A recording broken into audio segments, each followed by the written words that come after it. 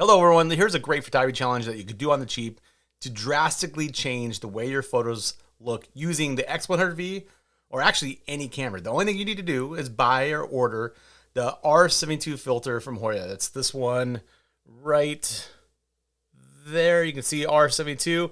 This thing cuts out almost all of the available light that you see. So it's perfect for insanely harsh days. It's actually the best in really, really bright sunlight. And it does a really good job with blue skies, and it's going to transform the way that you see the world. So you can go out and shoot some really interesting photographs really easily.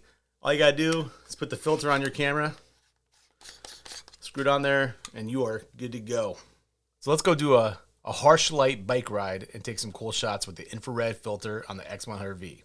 We're about to get on the bike, but I want to show you what you can expect from the X100v with the infrared filter. And it's super bright out, but this is directly out on my driveway.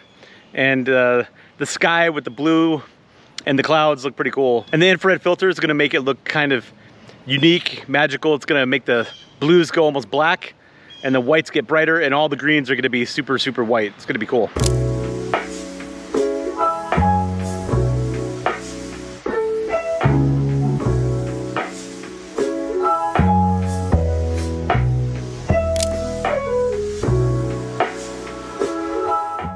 All right, a little bit of biking. Sorry, it's like 90 degrees and crazy humid. The fountain here is a decent example of some of the coolness of the infrared filter. So the greens around this fountain are gonna turn white, and the sky, the blue is gonna be pretty black. So it turns like an average scene that's not really that great into something that at least is kind of ethereal. It's kind of like, you know, different. And so we'll shoot a couple of shots here before we go to the next one.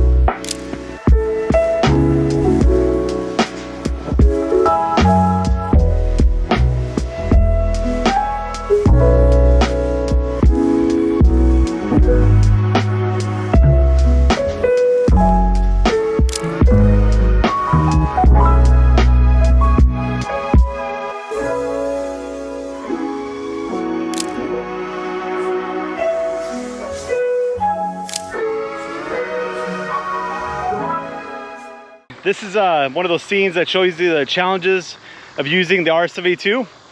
It cuts out most of the light, so you're getting not a lot of light coming in.